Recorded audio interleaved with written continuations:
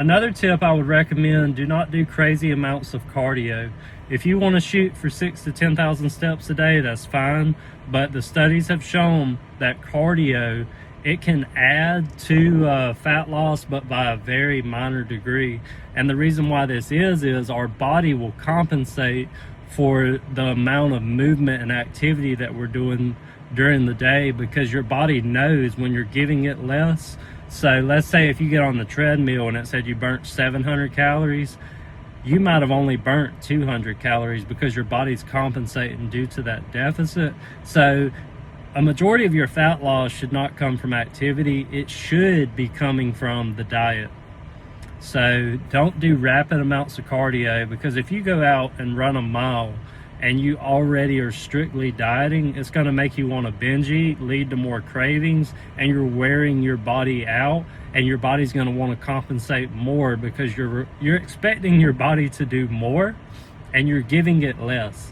It's like putting less gas in your car and expecting it to go a farther distance than what you have given it to go. So yeah, don't do excessive cardio. And that's really about it. The only other thing that I can think of that has hindered my progress in the past is trying to set a goal body weight. So like, I remember when I was 220 and I was like, man, when I get down to 210, I'm gonna be shredded. That's all I'm gonna need. That's the only amount of fat I'm gonna have to lose. And it was double that. And that can be really painful and hard to realize, is like your goal body weight that you think you're going to have to get to achieve a certain body composition is probably double that.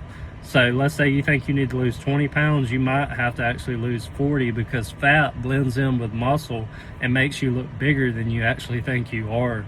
And yeah, so don't go in there with a set goal body weight unless you have a specific body weight that you need to meet for a certain requirement. So just ride this wave, take your time, make sure your protein's where it needs to be, your calories are where they need to be. I have videos for that. Make sure your training is on point.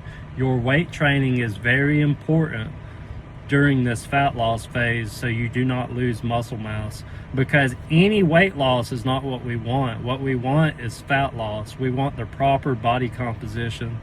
So if you're not weight training, you will lose muscle mass, and you're going to look worse the more you lose weight if that weight loss is not